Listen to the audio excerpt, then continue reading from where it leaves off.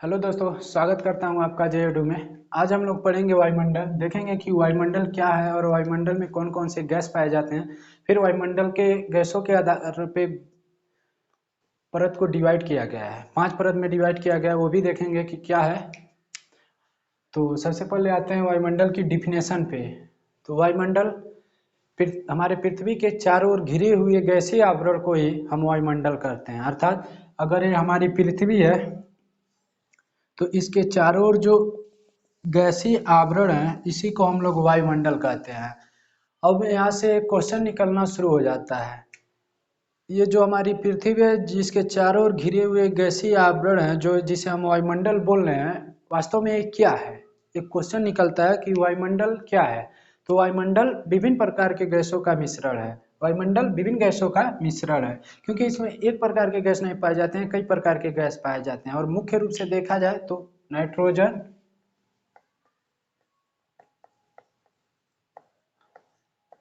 78%, oxygen,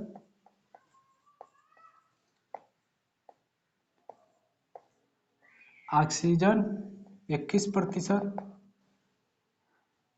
फिर एक और आता है आर्गन 0.93%, फिर CO2 कार्बन डाइऑक्साइड 0.03%। और अन्य गैसें भी हैं, लेकिन मुख्य रूप से 4 गैसें हैं, जैसे नाइट्रोजन 78%, ऑक्सीजन 21%, आर्गन 0.93%, फिर CO2 कार्बन डाइऑक्साइड 0.03%। अब इस गैसों पे कुछ क्वेश्चन बनते हैं, जैसे नाइट्रोजन सबसे विघन मात्रा में, अगर जो पृथ्वी पर वायु द्वारा दबाव लगाया जाए तो सबसे ज्यादा वायु दाब नाइट्रोजन का होगा। ऑक्सीजन सबसे महत्वपूर्ण गैस है, जैसे पृथ्वी श्वसन के लिए ऑक्सीजन का इस्तेमाल करती है। आर्गन से तो एक ही क्वेश्चन बनेगा कि सबसे अक्रिय गैस कौन है, तो आर्गन 0.093%, सॉरी 0.93%। फिर चौथा CO2, ये कार्बन डाइऑक्साइड सबसे भारी गैसों में शामिल होती है। भारी गैसों होने के कारण पृथ्वी के सबसे निचली सतह पे पाई जाती है और सबसे ये ग्रीन हाउस के श्रेणी में रखा जाता है। अब आते हैं ये हमारे पृथ्वी और पृथ्वी के जो चारों ओर फैली जो आवरण है जिसे हम वायुमंडल बोल रहे हैं, इसको ये गैसों के गुणों के आधार पर इसको परतों में डिवाइड किया गया है। वही देखेंगे कि कितने परतों में डिवाइड किया गया है, तो 5 परत में डिवाइड किया गया है। पहला है क्षोभ मंडल जिसे ट्रोपोस्फेयर बोलते हैं, दूसरा समताप मंडल स्ट्रेटोस्फेयर, तीसरा मध्य मंडल मेजोस्फेयर, चौथा आयन मंडल आयनोस्फेयर, चौथा वायुमंडल इसे बहिर्मंडल भी बोलते हैं और एक्सोस्फेयर बोलते हैं। ठीक है, अब आते हैं कि इसकी कुछ विशेषता है। पृथ्वी की सतह की सबसे नजदीक का जो मंडल है उसे हम क्षोभ मंडल के नाम से जानते हैं, और इसकी ऊंचाई ध्रुवीय क्षेत्र पे 8 किलोमीटर है, जबकि विषुवतीय क्षेत्र पे देखा जाए तो 18 किलोमीटर इसकी ऊंचाई है। ठीक है, इसमें कुछ विशेषता है जो इसे कि मौसम संबंधित घटनाएं इसी मौसम में घटित होती है। मौसम से तात्पर्य है कि बादल होना, बिजली चमकना, आंधी तूफान, यानी मौसम संबंधी जितनी भी घटनाएं हैं ये क्षोभ मंडल में ही होती है। दूसरी विशेषता है कि 165 मीटर पे 1 डिग्री सेल्सियस तापमान घट जाता है। जैसे जैसे 165 यानी जैसे जैसे ऊपर जाएगी, जब ये हवाएं गर्म होती है तो ऊपर उठती है, जब जैसे ऊपर जाएगी तो 165 मीटर पे 1 डिग्री सेल्सियस तापमान घट जाता है। और एक गर्मी के मौसम में इसकी ऊंचाई क्षोभ मंडल की बढ़ जाती है और ठंडी के मौसम में इसकी ऊंचाई घट जाती है, क्योंकि जब गर्म होती है हवाएं, जब सूर्य की प्रकाश आती है और ये हवाएं जब गर्म होती हैं तो ये ऊपर उठती हैं, इसीलिए गर्मी में ये इसकी ऊंचाई बढ़ जाती है और ठंडी में इसकी ऊंचाई घट जाती है। इसमें CO2, धूलकण, जलवाष्प सब यही पाए जाते हैं। और देखा जाए इसकी ऊंचाई तो 8 किलोमीटर और 18 किलोमीटर, और औसत ऊंचाई पूछ ले तो 12 से लेकर के 16 के बीच में इसकी औसत ऊंचाई दे दिया जाता है। बस इतने ही क्वेश्चन क्षोभ मंडल से पूछ लिए जाते हैं कि इसकी पृथ्वी की सबसे नजदीक की मंडल क्षोभ मंडल, इसकी विषुवतीय रेखा पे सॉरी ध्रुवीय रेखा पे 8 किलोमीटर और विषुवतीय रेखा पे 18 किलोमीटर इसकी ऊंचाई है। मौसम संबंधित घटनाएं घटती है क्षोभ मंडल में। 165 मीटर पे 1 डिग्री सेल्सियस तापमान घट जाता है। फिर बस इतनी ही। इसके बाद का जो मंडल है वो है समताप मंडल, जिसे स्ट्रेटोस्फीयर बोलते हैं। ये 50 किलोमीटर तक इसकी ऊंचाई है। और समताप मंडल से तो दो ही विशेषता है। पहली है मौसम संबंधित घटनाएं नहीं होती है। नतीजा ये निकलता है कि वायुयान बड़ी आसानी से उड़ाया जाता है इस मंडल में, इसीलिए इसको वायुयान उड़ाने के लिए आदर्श मंडल के रूप में देखा जाता है। क्वेश्चन यहाँ से एक आता है कि वायुयान कौन से मंडल में उड़ाए जाते हैं, तो समताप मंडल में, स्ट्रेटोस्फीयर में। वायुयान उड़ाने के लिए सबसे आदर्श मंडल के रूप में किसे देखा जाता है, तो समताप मंडल को। दूसरी विशेषता इसकी ये है O3, ओजोन गैस।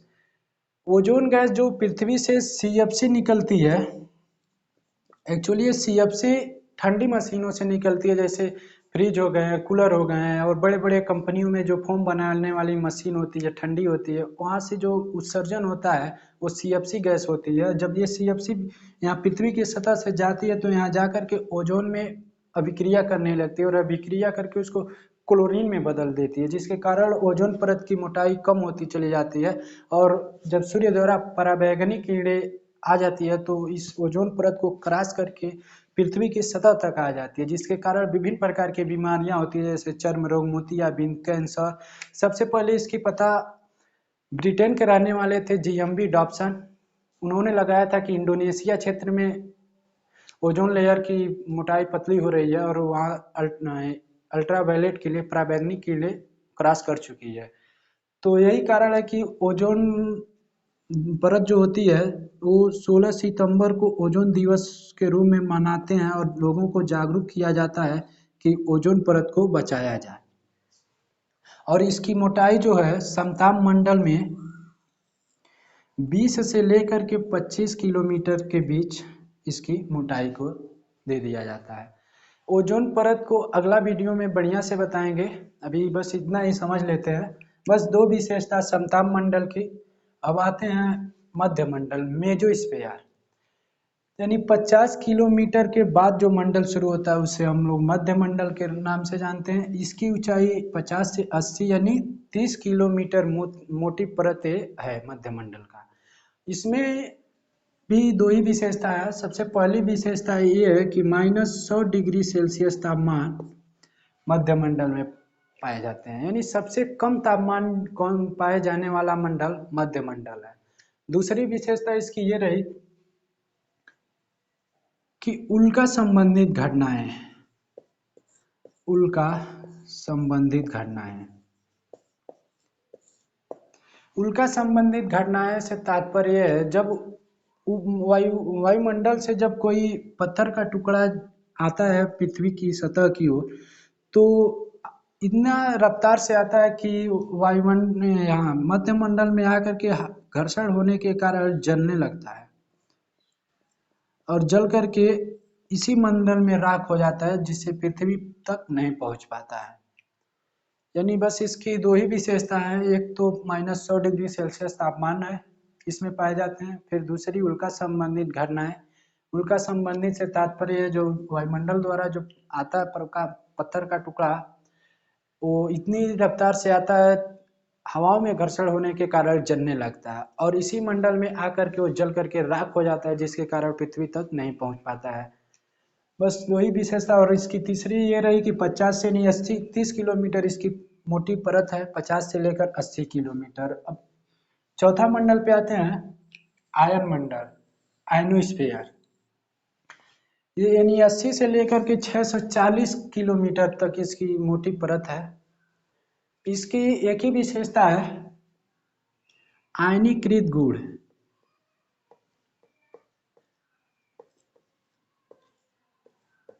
आयनीकृत गुण, आयन संबंधित इलेक्ट्रॉनिक गुण पाए जाते हैं, जिसके कारण क्या होता है कि जब कोई तरंगे पृथ्वी से, रेडियो तरंगे जब पृथ्वी से छोड़े जाते हैं तो ये आयनीकृत गुण यानी इलेक्ट्रॉनिक गुण ये इसी कारण से यहाँ से परिवर्तित होकर पुनः पृथ्वी तक चले जाते हैं, जिसके कारण रेडियो बड़ी आसानी से सुना जा सकता है। बस इसकी एक ही विशेषता है। और इसके बाद की जो परत होती है उसे वायुमंडल कहते हैं। कभी कभी बहिर्मंडल भी बोले जाते हैं। इसकी ऊपरी सीमा अभी तय नहीं की गई है और इसमें सबसे हल्की गैस पाई जाती है। जैसे पृथ्वी के सबसे निचली सतह पे भारी गैस पाई जाती है CO2, इसीलिए पृथ्वी के सबसे ऊपरी मंडल में सबसे हल्की गैस पाई जाती है, जैसे हीलियम, हाइड्रोजन आदि गैसें पाए जाते हैं। और इसकी भी विशेषता है उपग्रह संचार। आप लोग तो जानते ही होंगे उपग्रह। तो उपग्रह दो स्तर पे छोड़े जाते हैं, एक भू स्थितिज उपग्रह, एक ध्रुव स्थितिज उपग्रह। तो जो ध्रुव स्थितिज उपग्रह छोड़े जाते हैं वो 700 से लेकर के 1100 के बीच में ले जाकर के छोड़े जाते हैं। और जो ध्रुव स्थितिज, ये तो ध्रुव स्थितिज हो गया, 700 से लेके 1100 के बीच ले जा करके छोड़े जाते हैं। लेकिन जो भू स्थितिज उपग्रह होता है वो 36,000 किलोमीटर पे ले जा करके छोड़ा जाता है। 36,000 किलोमीटर पे ये भू स्थितिज उपग्रह छोड़े जाते हैं और ध्रुव स्थितिज उपग्रह 700 से लेकर के 1100 किलोमीटर पे ले जाकर छोड़े जाते हैं। बस दोस्तों, वायुमंडल से बस इतना ही क्वेश्चन बनेगा।